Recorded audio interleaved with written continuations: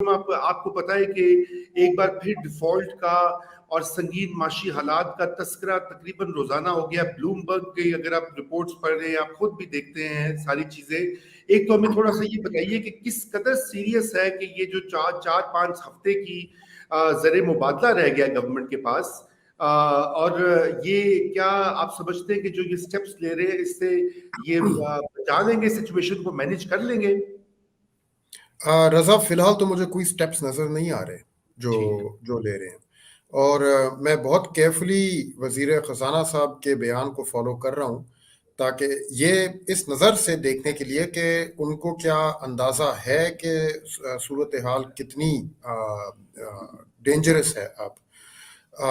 और फिलहाल उनके जो पब्लिक पोस्चर है, पब्लिक बयान है, उनसे मुझे नज़र नहीं आ रहा कि ही रियलाइजेस कि कितनी सीरियस सिचुएशन हो चुकी है। आपने डिफॉल्ट का पूछा। देखें, दो चीज़ें होती हैं। एक होता है डिफॉल्ट, जिसको जो तब होता है जब पाकिस्तान का या किसी भी मुल्क का कोई फॉरेन डेट ऑब्लिगेशन जो है वो मैच्योर कर रही हो और उसको पे करने के पैसे ना हो उस मुल्क के पास। टेक्निकल डेफिनेशन ये होती है डिफॉल्ट की। एक और चीज होती है जिसको कहते हैं balance of payments crisis. Balance of payments यानी कि जितने डॉलर्स आपके मुल्क में आ रहे हैं बाहर से, मुख्तलिफ चैनल्स के through, exports, remittances, foreign direct investment, फलाना ढमकाना, माइनस जितने डॉलर्स आपके मुल्क से जा रहे हैं बाहर, whether it's for debt servicing, payments या इंपोर्ट्स या एनीथिंग। फिलहाल पाकिस्तान को डिफॉल्ट का खतरा इतना नहीं है। तो क्योंकि दिसंबर 5 को एक बहुत बड़ा बॉन्ड मैच्योर कर रहा था जिसकी पेमेंट कर दी गई, लेकिन बैलेंस ऑफ पेमेंट्स क्राइसिस का जो खतरा है वो अब रियल है, विच बेसिकली मीन्स कि आपके मुल्क में डॉलर्स खत्म हो जाए। और ये डिस्टिंक्शन बड़ी इंपॉर्टेंट है माइंड में रखना, क्योंकि इसकी दोनों आपको मुख्तलिफ डायरेक्शंस में भी लेके जा सकती है चीज़। ऐसे मुल्क हैं इस दुनिया में जिन्होंने डिफॉल्ट किया है लेकिन बैलेंस ऑफ पेमेंट्स क्राइसिस वहां नहीं पैदा हुआ। और दूसरा भी एग्जांपल है, जैसे श्रीलंका में पहले बैलेंस ऑफ पेमेंट्स क्राइसिस पैदा हो गया, उसके बाद डिफॉल्ट हुआ। तो पाकिस्तान में जो सिचुएशन हो रही है, it is a balance of payments crisis के डॉलर्स खत्म हो गए हैं, इंपोर्ट्स को पे करने के लिए डॉलर्स मौजूद नहीं है, and as a result Pakistan के इंपोर्ट्स जो हैं वो इस हद तक मुतासिर हो जाएं कि ऑयल और एसेंशियल फूड्स की जो भी इंपोर्ट्स हैं हमारी, वो बिल्कुल रुक जाएं, एंड एज अ रिजल्ट फिर आपके वहाँ से पूरा जो क्राइसिस है वो फैलेगा बाकी मईशत में। This danger is now very very real. अगर सिचुएशन बहुत जल्दी से तब्दील ना हो, यानी कि आने वाले हफ्तों में अगर IMF का प्रोग्राम बहाल ना हो और पाकिस्तान को अपने बायलैटरल पार्टनर्स के थ्रू अंदाजन 2-3 कम अज कम अरब डॉलर तक की बेल आउट ना मिले, तो फिर पॉसिबिलिटी है कि फरवरी मार्च तक पहुंच के we will be on the very edge of balance of payments crisis, या दैट क्लोज राइट नाउ। ठीक, बिल्कुल ठीक, बिल्कुल ठीक। और ये बड़ी सीरियस सिचुएशन। सोलंकी साहब, मुझे पता है आपको जाना है, एक और आपकी कमिटमेंट है, इसलिए अगर आपका खुरम के लिए कुछ सवाल है तो प्लीज वो ask him and then we let you go. Khurram साहब, इस तरह की इतलात आ रही हैं कि कुछ दोस्त ममालिक की तरफ से अनकरीब कोई कमिटमेंट आने वाली है कई बिलियन डॉलर्स की शक्ल में।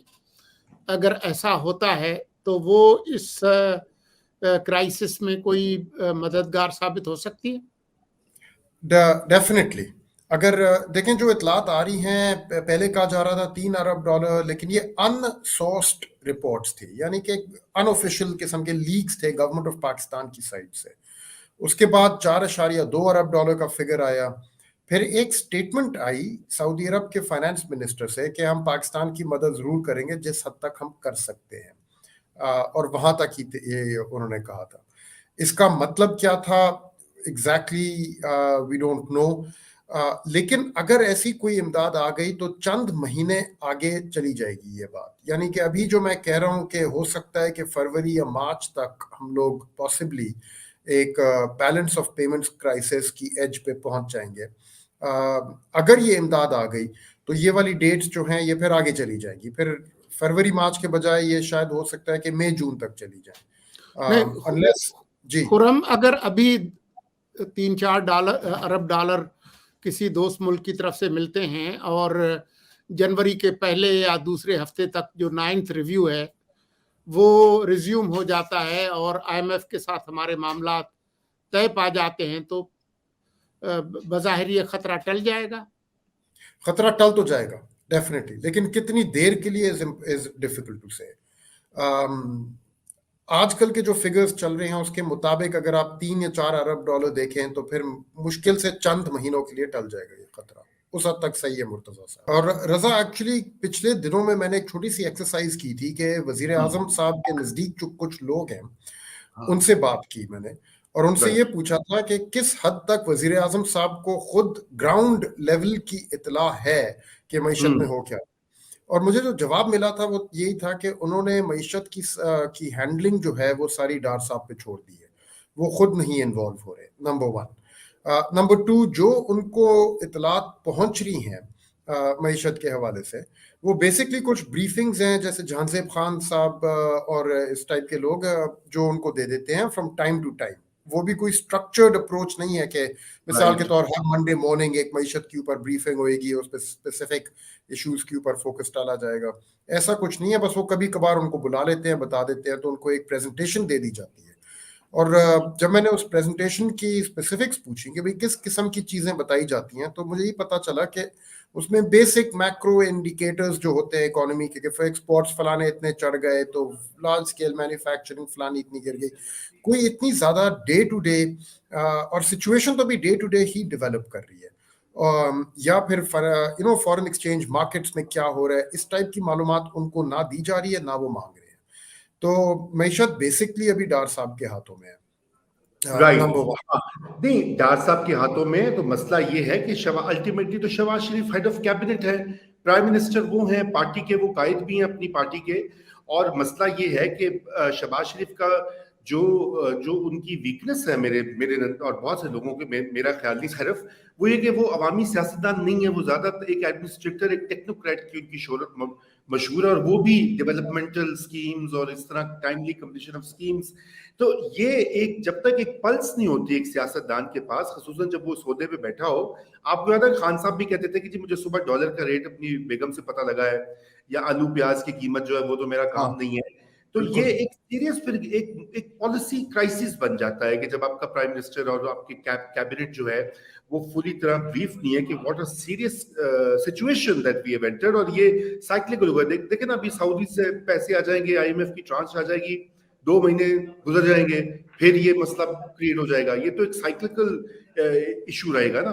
तो अभी आपके ख्याल से सर फहरिस्त क्या प्रायोरिटी होनी चाहिए? लॉन्ग टर्म रिफॉर्म तो अभी आप भूल जाएं, वो तो नहीं हो सकता, लेकिन in the shortest term, immediate term, if you were the finance advisor, although I will, Allah ना करे कि आप वहां पहुंचे क्योंकि आपको गालियां बहुत पड़ेगी हर किसी से, लेकिन अगर आप हैं, फर्ज कीजिए, तो आप क्या सबसे पहले क्या चीज आप करेंगे, 1 या 2 चीजें? देखिए, इमीडिएट टर्म में तो रजा वही चीजें हैं, वही बातें हैं जो हर वजीर आजम पिछले कोई 25 सालों से फेस करता आ रहा है, कि आपने किसी ना किसी तरह बैरूनी इमदाद जो है वो अनलॉक करके पाकिस्तान में लानी है, इसके अलावा और कोई रास्ता है नहीं। तो फिलहाल जैसे हमने देखा कि डार साहब IMF के साथ डील कर रहे हैं, ठीक है, लेकिन IMF के साथ जूम कॉल करने के फौरन बाद डार साहब बुलाते हैं एम्बेसडर्स अमेरिका के, यूनाइटेड किंगडम के और चाइना के, और उनसे कहते हैं कि आप लोग शेयर होल्डर्स हैं IMF में, आप हमारे बिहाफ पे इंटरसीड करें और IMF से कहें कि हमारे साथ तावन करें क्योंकि बहुत ज्यादा सख्त लाइन ले रहे हैं हमारे साथ। अगर यहां तक बात पहुंच गई है कि आपको फॉरेन कंट्रीज के डिप्लोमेट्स को अब एंगेज करना पड़ रहा है, तो then the matter should rise to the level of the prime minister. But I mean it's perfectly fine. अगर वो ये करना चाह रहे हैं, वो ये रूट लेना चाह रहे हैं, by all means लें, लेकिन फाइनेंस मिनिस्टर एम्बेसडर्स के साथ ये अपील कर रहा हो, ये एक बेकार चैनल है। Then अगर यहाँ तक बात पहुंच गई है, then the prime minister needs to take this up, फिर ये फॉरेन ऑफिस को बताया जाए, foreign minister needs to get engaged, and then all other levers of power that Pakistani state has with the government जिनके साथ डार साहब ने interact किया था, वो फिलहाल होता हुआ नजर नहीं आ रहा। तो आई थिंक अगर ये this matter now needs to escalate. ये डार साहब अकेले बैठ के ना बैरूनी इमदाद अनलॉक कर सकते हैं, ना आईएमएफ का माइंड चेंज कर सकते हैं। या तो आप उनकी बात माने जो आईएमएफ की बात है, या अगर आपको वो मंजूर नहीं है और आप चाह रहे हैं कि उनके ऊपर किसी किस्म की ना इकोनॉमिक डिप्लोमेसी और अपना दबाव चला के आप उनको उनका माइंड चेंज करें, तो फिर हायर लेवल से आपको आना पड़ेगा इस पे। ईदर वे आई थिंक चाहे बायलैटरल सपोर्ट आप मांग रहे हैं या आईएमएफ सपोर्ट, दोनों तरफ से आपको ये मामला प्राइम मिनिस्टर के लेवल पे एस्केलेट होना होगा, और वहां से then rest of the cabinet members जिनका रोल बनता है। और इसमें आई इवन डेयर से अगर फौज का कोई रोल बनता है, बिकॉज माजी में चाइना और सऊदी अरब के साथ डील करने में फौज का बहुत बड़ा हाथ रहा है, if that is necessary this time कि आर्मी चीफ साहब भी इन्वॉल्व हो, वो भी एक चैनल ऑफ कम्युनिकेशन खोलें रियाद के साथ, बीजिंग के साथ, then do it if that is what is necessary. जी मुझे sign on the dotted line that the IMF is giving you and unlock that money. But फिलहाल ये दरमियाना जो एक रास्ता जहां पे फंसी हुई है ना बात के, ना डार साहब से ना संभल रहे, ना सिग्नेचर किया जा रहा है, ना समझा जा रहा है, ना डिप्लोमेसी की जा रही है। अगर इसी रास्ते पे आप मडल थ्रू करते रहे तो जनवरी फरवरी that's it, the clock is ticking against you, you can't continue down this road.